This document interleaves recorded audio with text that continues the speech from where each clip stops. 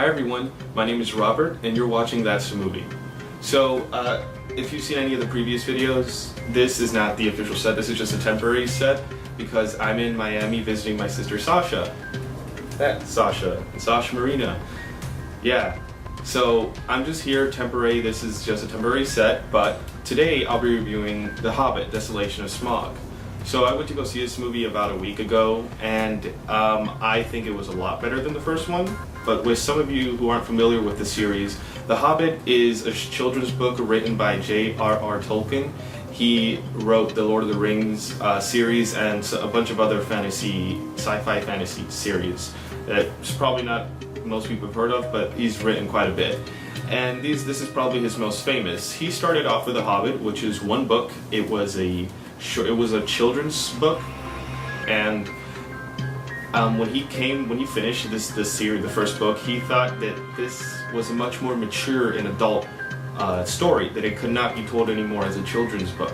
So that's how Lord of the Rings, the trilogy, came around. It was a much more serious retelling of this whole thing. It takes place 70 years after The Hobbit, and The Hobbit is a prequel to The Lord of the Rings, takes 70 years before. And it stars Bilbo Baggins, which is, if anybody's seen Lord of the Rings, Frodo Baggins' uncle or something like that. But it's Bilbo Baggins, and this movie, I still felt that it was as dark as the Lord of the Rings trilogy. Probably they did that on purpose because if they made it more children-like, it would have alienated their original fans. But I actually did like this movie. I thought it was a lot better than the first one. The first one I saw it and I was kind of I sat through it, but I was pretty bored. I got pretty bored watching it. It was very slow and just I don't even want to watch it anymore. But the second one, which was perfect, so much action, didn't stall at all at any point. I enjoyed it all the way through, and I saw it in 3D. So Desolation of Smaug is the second movie in the trilogy, the Hobbit trilogy. Originally, Peter Jackson had planned for 2 movies. And in fact, he actually wanted to do 1 movie, but Warner Brothers persuaded him. Originally, he didn't want to even do it because they told him they wanted a trilogy, and they persuaded him, put enough money in his face, and he's like, okay, here, I'm fine, I'll do it. And then this is the second one in the trilogy. And really, as I was getting towards the end of this movie, I felt it was nearing the very end. There would be nothing else to say. It would be just the end, but somehow it still continues. It leaves with a cliffhanger, the ending, of course, and I don't know, the second movie is so jam-packed that I feel like the third movie is not going to have enough, and it's going to feel as slow as the first movie.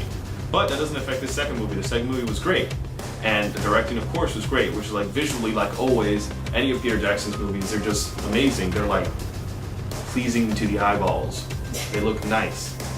And I enjoy all his movies, and I enjoyed this one a lot more. I feel like this is probably one of my favorite Peter Jackson movies. I mean, his movies are hard to even pick favorites because they're so long that you might as well forget every single one. Freaking 3 hours. All his movies, 3 hours. It's just ridiculous. But whatever. It was a good movie and much better than the first, so you guys should go check that out. And let's talk about the writing here. This was written by 4 people, I think. Peter Jackson was one of the writers. Guillermo del Toro was one of the writers as well. And I thought it was, really good. Everything. Everyone, and then the acting just added to the writing itself. It was pretty decent, standard writing. It wasn't anything, whoa. It was just, all right. It was not mediocre, but it was good. It was not terrible, not amazing, just good. Right there in between. And the acting, this movie, stars Martin Freeman, Ian McKellen, who plays Gandalf. Martin Freeman is the actor who plays Bilbo Baggins. And as well as Orlando Bloom was in here. He was back as Legolas. Yay! People like Legolas. And he was much younger, 70 years younger, and he was a much more arrogant Legolas.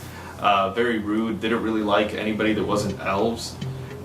And that's sort of apparent in the Lord of the Rings trilogy, except he still doesn't like dwarves. The whole elf and dwarf thing, doesn't really go together. They're not friends. Ever since something that happened, if anybody's seen the first one, years ago with the dwarves and the elves.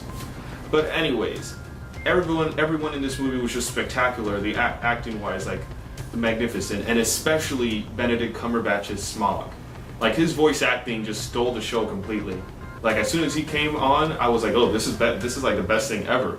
He was amazing. He has like that weird deep voice already, and I guess his voice was edited a bit to sound kind of gravelly, more like a dragon, and it was awesome. He was just fantastic. I thought he was probably the best one out of the whole movie, better than anybody. I mean, just everyone just like sucked compared to him. I mean, they did good, but Benedict Cumberbatch, as soon as he comes, like the contrast is like, oh my gosh, they suck, and Benedict Cumberbatch is like, yeah. He was great. You know, I'm a big fan of him. Liked him since Sherlock, and then he played Khan in Star Trek. He's just great. So, good job there, Benedict Cumberbatch. Good job. And now the music. You know, the music was, as always, great. I really missed like the original score, the original little sound that we hear in the Lord of the Rings movies. It's just a little theme for the ring itself, for the ring to rule them all. I really like that score, but the music here was still really good, and I kind of miss hearing that. You didn't really hear it in this movie as like you did in the first one, and Gollum was not in this one. I don't know if he'll be in the third. I'm not familiar with the Hobbit book itself, so I wouldn't know what happens or if he comes back. But either way, it was very amazing, the music, of course, and the special effects I feel like were much better, and I feel like there was less animate CGI orcs like there was in the first one. The first one was like there was goblins and they were all CGI, and the orcs, most of them were all CGI. And this one, there was a bit more, you know, the practical effects like from the original Lord of the Rings movies, where most of them were just actors in makeup. And in this movie, there was a bit more of that, and I like that. I really do like the practical effects, and Peter Jackson is known for doing that. And I really enjoy all his practical effects, especially his miniatures. But anyways, I think I'm rearing the end here, and the one last thing that I think I want to mention is actually the editing. For some reason, I enjoyed it. Like every time an actor would leave a screen, like one scene, when something was happening in a certain part of the movie, I would immediately want to know what's happening there, but they would put it back just in time that I'd forget about this. I'd forget about what's happening with that specific part in the story, and then as soon as it comes back on, I'm like, yes, I want to know more. And it goes away, and it keeps me entertained with what's happening. So there was never really a dull moment. Everything was just edited perfectly for perfect movie entertainment, like perfect blockbuster. So I really recommend you go see this. It's going to be a fun time, and even if you're not a fan of well, I think you should go watch The Hobbit first, because then you'll be completely lost. So watch The Hobbit first, then watch this one if you haven't, because it's really fun time, and I enjoyed it. Perfect action movie, perfect fantasy. It was all great. So yeah, go watch this. If I'd have to rate this, I'd give it a 4 out of 5 fingers, and it was a good movie. Came out December 13th, Friday the 13th, so you should go check it out. You guys can follow me on Twitter, Facebook, Instagram, Tumblr at TheRealRobertAH, and you guys can check out my column at the Sasha Marina Show on topics under That's the Movie, and I have other videos on there as well here on YouTube. Just search up thesashamarinashow.com and you can find her channel, and then I have a playlist there for That's the Movie stuff. So you guys can check out my segment, That's the Movie, every Monday, 12 noon Pacific Standard Time and 3 p.m. Eastern Standard Time. It's at the Sasha Marina Show podcast at blogtalkradio.com/the Sasha Marina Show. And I talk about on that show usually about the movie news, what's new, what's happening, what movies are being filmed, and if there's anything wrong going on with the movies, all that stuff. And I also sometimes, if I really think it's worth mentioning, I talk about TV shows or video games. And yeah, just check that out every Monday. Make sure to tune in for that.